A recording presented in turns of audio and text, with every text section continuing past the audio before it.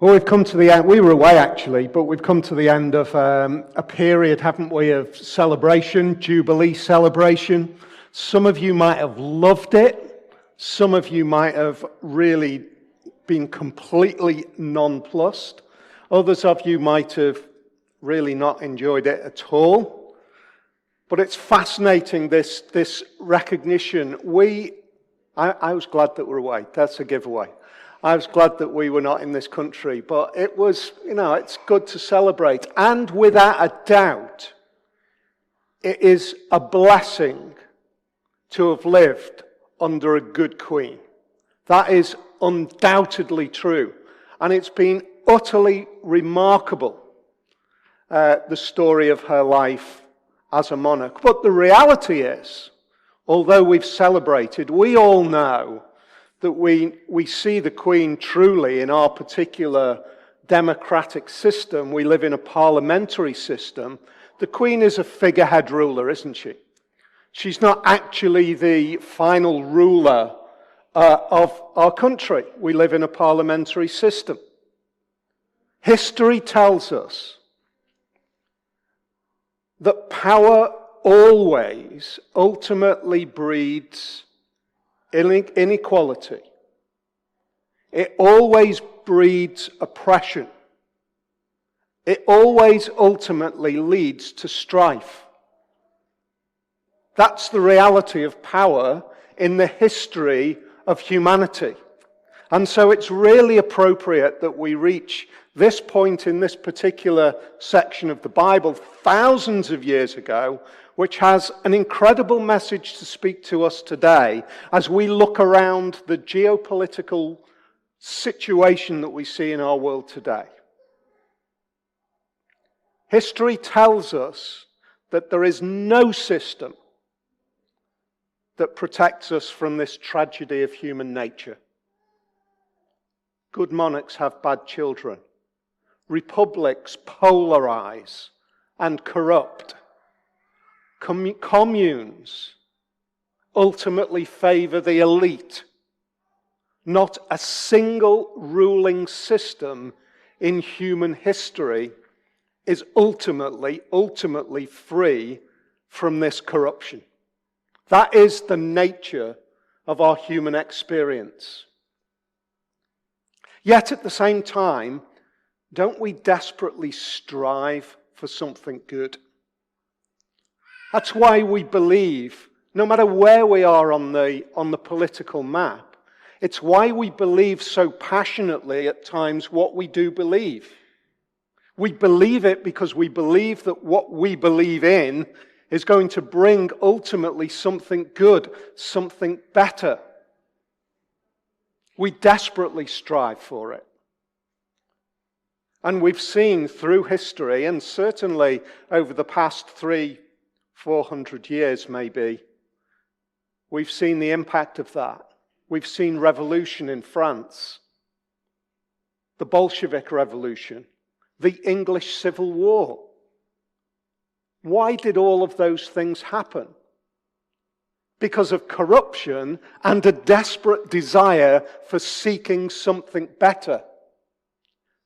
Many folks around the world today have moved from their original birthplace to somewhere else because they believe in a better system or have been forced to move from a worse system to a better system because their belief system was out of sorts with their location to the point where perhaps they just couldn't cope with it, or perhaps they were fearing death, and so they escape. And in that, what we do see is that the system that we live in, or more importantly, the system that we desire, is at the heart of our identity. What we desperately seek, what we desperately want, is absolutely at the heart of our identity. We probably in this room this afternoon, watching online, connecting up later on, I will guarantee that we will have one extreme of socio-political view right the way through to the other extreme. We'll have that. We'll have so many different perspectives. And yet within that, we are all striving, we believe, for the better. And history tells us that no matter which system finally is imposed or succeeds, it always finally falls apart. That's pretty tragic. It's also a pretty grim way to start this afternoon, so I want to encourage you. We're going to get to a great place. We're going to get to a great place in the story of God's salvation in this world through this text. This chapter actually it's kind of like a taster. I think it's probably one of the most important, I say this every time, don't I? It's probably one of the most important chapters in the Bible. In a way it is. It's one of the most important chapters in the Bible in pointing us to a particular truth, to a particular idea.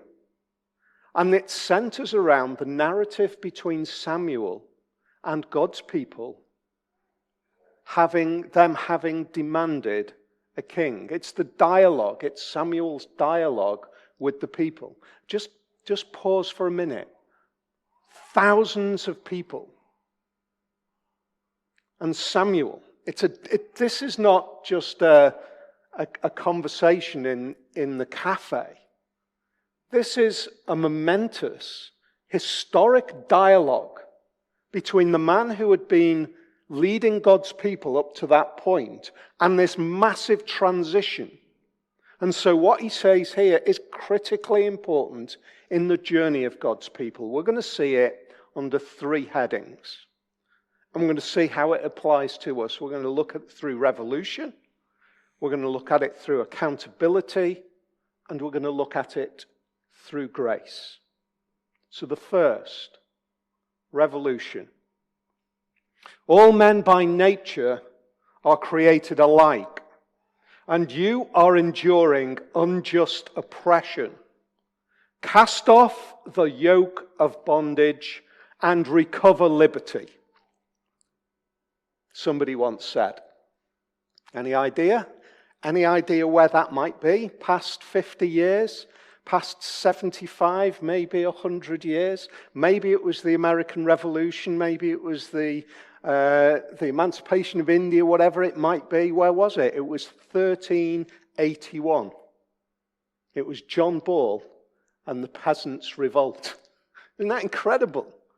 And yet listening to those words, we get a taste, we get a flavor for exactly the same themes that have echoed through history. Unjust freedom, liberty.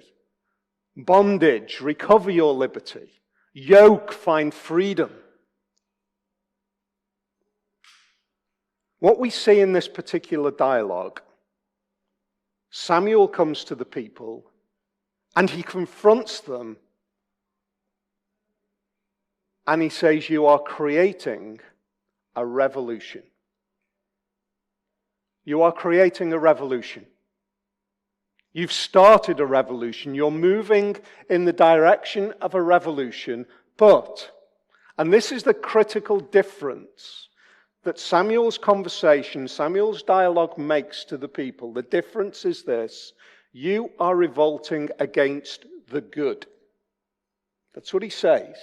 Let's have a look at how that unfolds. First section that we're going to see is that he puts together, if you like, his credentials for being able to come to them. He's the spokesperson. He's a leader who is probably, unlike many other leaders down through history, he's one of the few who could say this to them and get the answer back that he received. Now you have a king. Now you have a king as your leader. As for me, I'm old and grey and my sons are here with you. I've been your leader from my youth until this day. Here I stand. testify against me in the presence of the Lord and his anointed. Whose ox have I taken? Whose donkey have I taken? Whom have I cheated? Whom have I oppressed? From whose hand have I accepted a bribe to make me shut my eyes? I love that phrase. That is brilliant, isn't it? It's just so fantastically worded. Who have I accepted a bribe from so that I shut my eyes? If I've done any of these things, I'll make it right. You have not cheated or oppressed us, they replied. You have not taken anything from anyone's hand. That's Samuel's credentials to be able to stand in front of the people at this moment in time, and he says, look at the rule that you have lived under. Look at the person that I have been. That's the kind of person that I have been. There is nothing that has gone on in the way that I have led. Not one moment. It's almost like that moment in the vows, in the wedding vows, which has probably mostly been dropped now. You know, if anybody has any due reason why these two persons should not be found, you know the line. I've forgotten it. Speak now. I can imagine Samuel kind of said that to the people and then paused. He gave them the opportunity to say, you are unrighteous. You have no right to say this. But the reality was that at the end of that statement, all they could say was, you absolutely are right. You've never done that to us. That's the credibility that Samuel came from. He came to them and he revealed his heart. He said, this is who I am. I've acted in righteousness.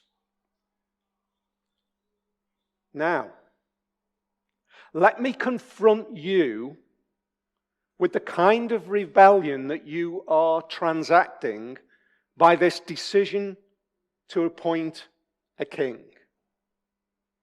Now let me remind you, verse 6. Samuel said to the people, what kind of ruler beyond me have you had? You know that I've not been a king, Samuel was saying. I've not been a king in front of you. I've been placed in between your king. What kind of king have you had? It's the Lord who appointed Moses and Aaron and brought your ancestors up out of Egypt. Now then stand here, because I am going to confront you with evidence before the Lord as to all the righteous acts performed by the Lord for you and your ancestors. Here's the thing. He's saying, right, now here we go. You've made this decision. Now listen.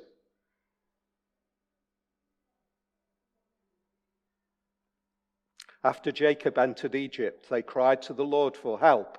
And the Lord sent Moses and Aaron, who brought your ancestors out of Egypt and settled them in this place. But they forgot the Lord their God, so he sold them into the hands of Sisera, the commander of the army of Hazor, and into the hands of the Philistines and the king of Moab, who fought against them. They cried out to the Lord and said, we have sinned, we've forgotten the Lord, forsaken the Lord, and served the Baals and Ashtoreths. But now deliver us from the hands of our enemies, and we will serve you. Then the Lord sent Jerubbaal, Barak, Jephthah, and Samuel, and he delivered you from the hands of your enemies all around you, so that you lived in safety. What kind of a king have you had? What kind of a leader have you had? That's what he's saying to the people. What kind of king? What kind of leader? Because I'm not the king. I've been representative of the king. Who has led you? Has he been an impotent king? No. He's been a king who was able to bring you out of Egypt.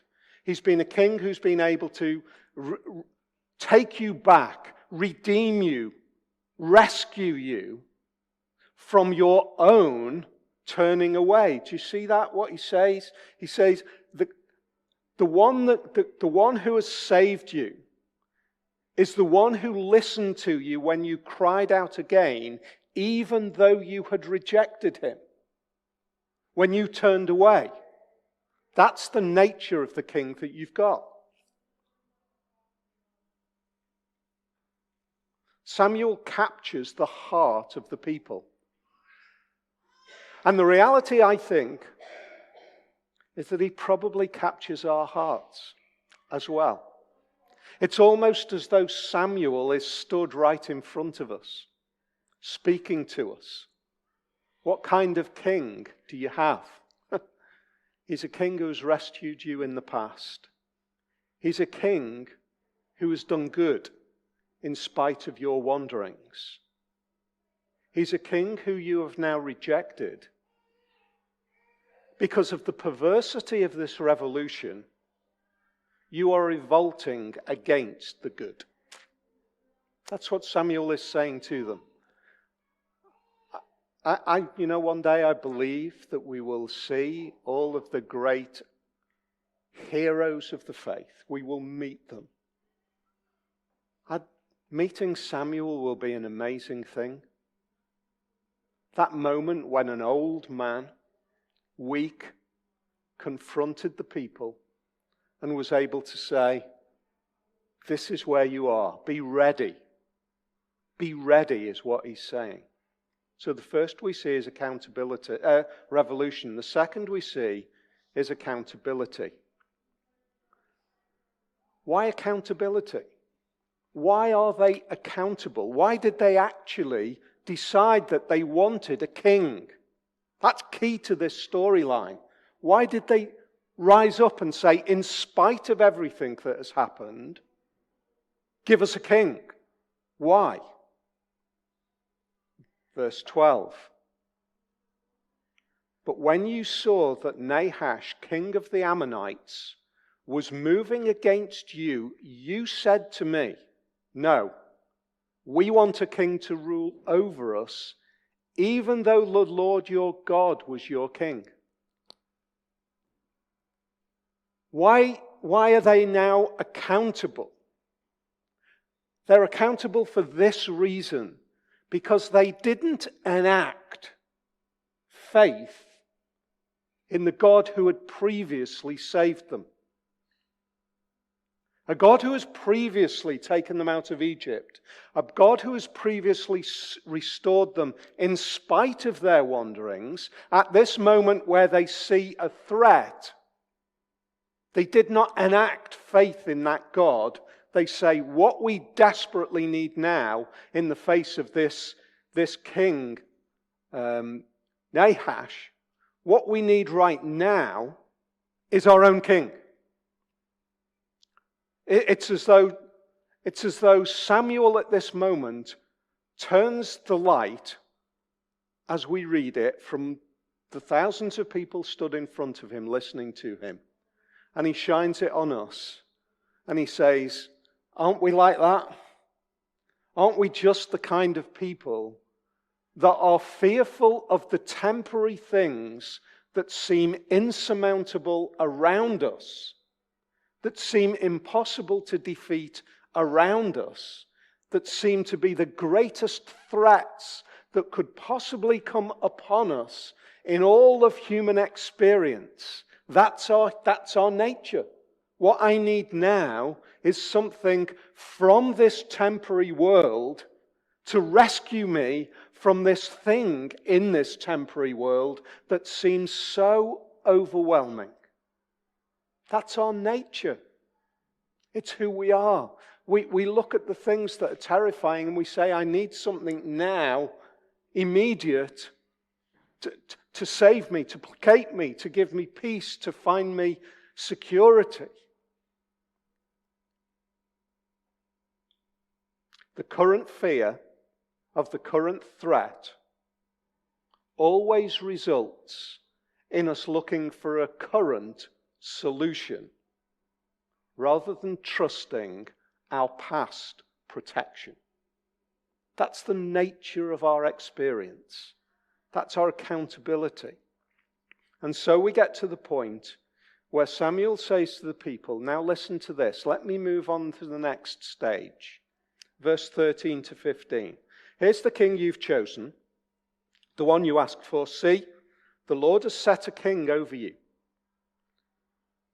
Now, here's the good news. If you fear the Lord and serve and obey him, do not rebel against his commands, and if both you and the king who reigns over you follow the Lord your God, good. I love that.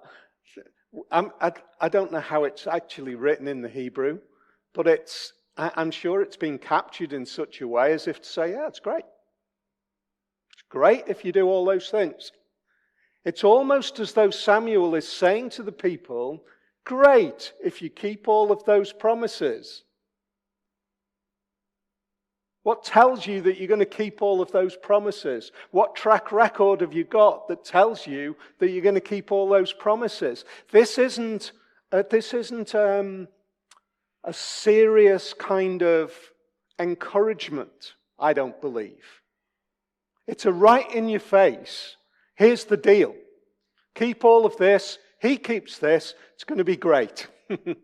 But it's not going to be great. Because the reality is that you know that neither you nor he will be able to keep that as you promised. And what you've done is you've swapped, you've exchanged a king who has proven to be good and faithful, even when you rebel, with a temporary human being who is as likely to fall over as you. This is going to work out well, isn't it? Samuel is kind of saying to the people. This is going to be great. Let me just say, I'm glad I'm old. I think that's his idea. I'm glad I'm not long for this world. Because I can see where it's going to go. I'm going to tell you now. But you've chosen. You've made that decision. This is where you are. What about us? This is where we are. Here's the thing. There is this, in this chapter, this again, this little section, 13 to 15, this is like a turning point as well, even in the chapter. It's a turning point which says, this is how it's going to be. All of us will make decisions in life that we will have to live with to a greater or lesser extent. We will make decisions. We will decide certain things. Some of them will be good. Some of them will be really disastrous. And we will end up living a life of accountability because of those decisions to a greater or lesser extent. That's where the people end up. Now, in the economy of our human experience, when we hear that, we tend to think, well, that's it then, isn't it? I've made a bad decision. That's disaster. It's all over. I'm going to be held accountable for this, and that's it. I'm done. This is what is beautiful about the salvation storyline of God. Is that in the midst of those decisions, there is astounding grace.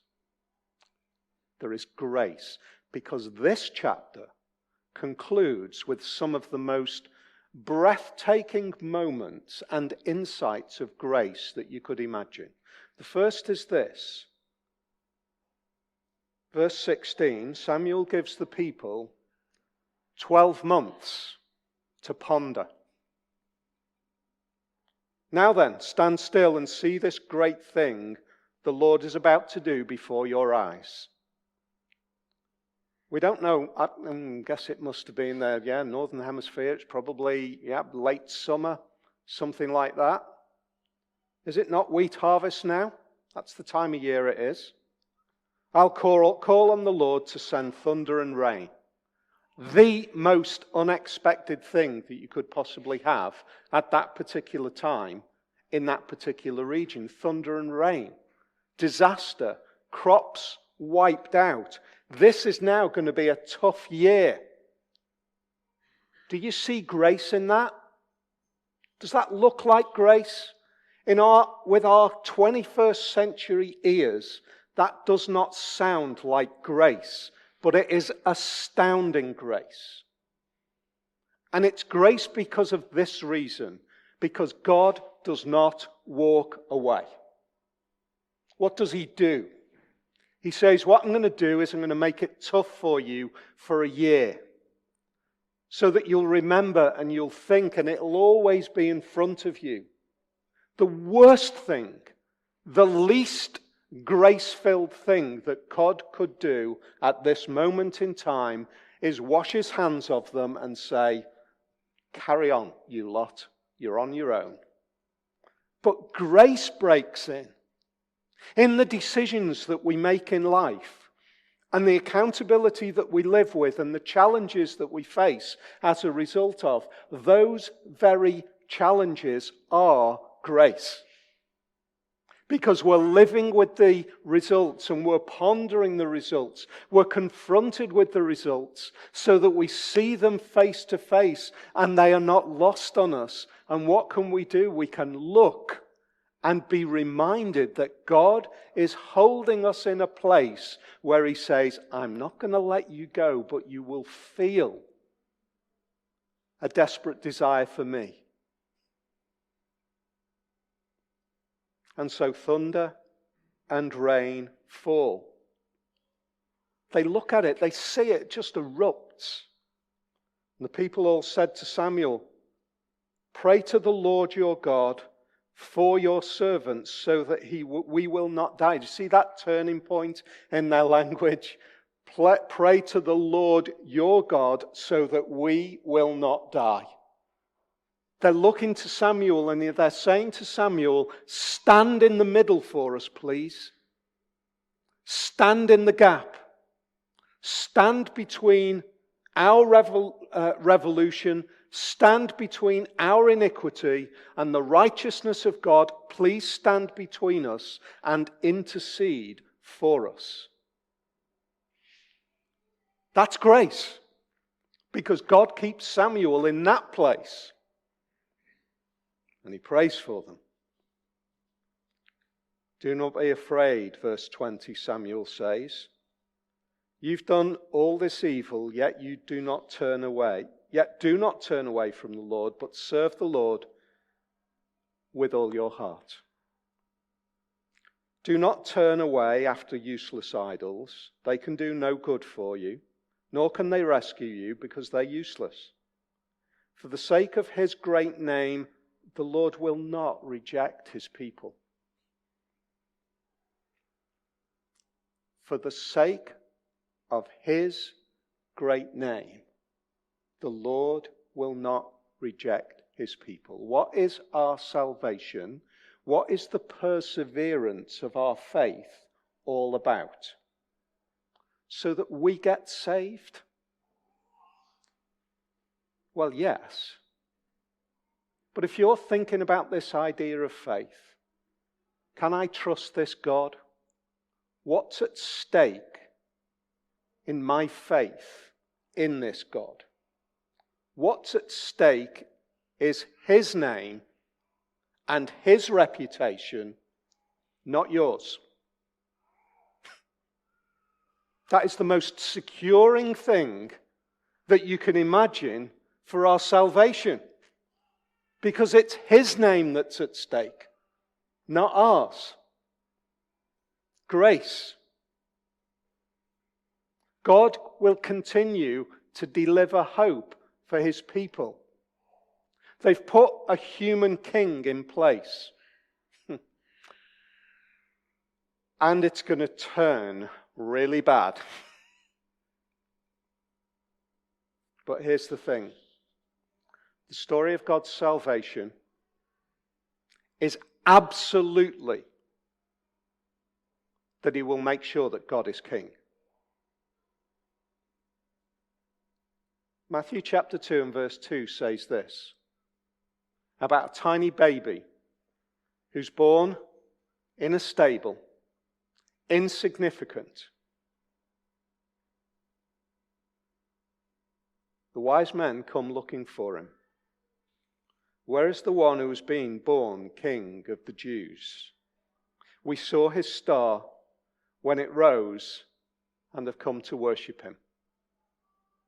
You see, the thing is that God's purpose to be the king himself of his people will not be thwarted by the temporary attempts of God's people to instill a human king, a temporary human king. God says, I'll do both. I'll step into this world and I will become, as God, your human king. Pilate asks him in Mark chapter 15 and verse 2, as he is about to be nailed to the cross, are you the king of the Jews? You've said so. A heathen ruler who has no interest whatsoever in the history of God's salvation creates a moment where he decides that what he's going to do as a result of what Jesus says is nail a sign over the top of Jesus' cross. Here's the King of the Jews. And in that, he creates the most breathtaking, earth-shattering declaration that this is true. The King of the Jews, or in other words, the King of God's people, the true King of God's people, is hanging on this cross. The King. Well, that sounds as if it's a disaster. Except that in Revelation chapter 17 and verse 14 we read this. They will wage war against the Lamb, but the Lamb will triumph over them because he is the Lord of lords and King of kings. And with him will be his people, his called, his chosen, and his faithful ones. You see, this king's story back in Samuel chapter 12 prepares us and points us to the greatest king story that the world has ever seen, where an uncorrupted and uncorruptible king becomes divine ruler for all of eternity over his people. What's our task? Well, the first task is to confront that claim about Jesus.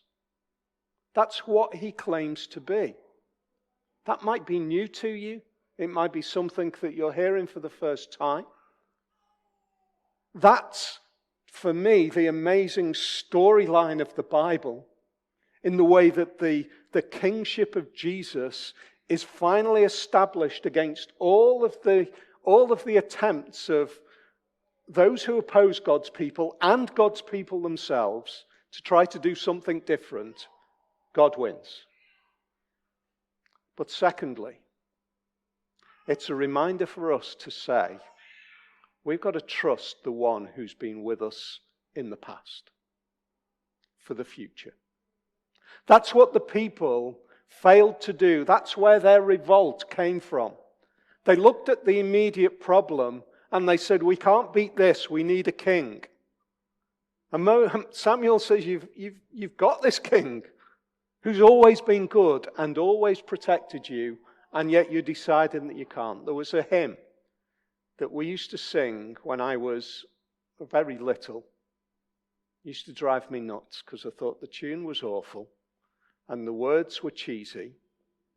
And I look at it now and I think, wow, some real power in that if we take away the ditzy little tune and think of the breathtaking pattern that it gives us. It says this: when upon life's billows you are tempest-tossed, when you are discouraged, thinking all is lost. That's actually from James. We can be like a straw tossed in the waves. That's life. Do you feel that sometimes? Do you feel as though life's billows are just like a tempest tossing you from one place to another, discouraged, thinking all is lost? What is the hymns and this chapter's antidote to that? Count your blessings. Look back. Name them one by one. Pause. It felt so cutesy to me. But actually, it is profoundly powerful to sit down in the middle of a crisis, to take a piece of paper and a pen and just reflect and write. These are the good things that God has done for me, been with me, walked alongside me. He's been with me here, he's been with me there, and he's been with his people throughout history. Name them one by one, and it will surprise you what the Lord has done. His blessing is upon his people. That's the story of this chapter. God's blessing is on his people. There are times it might not feel it. There are times it might not almost feel as though we can experience it. But there are times we need to reflect and say, yes, that's true.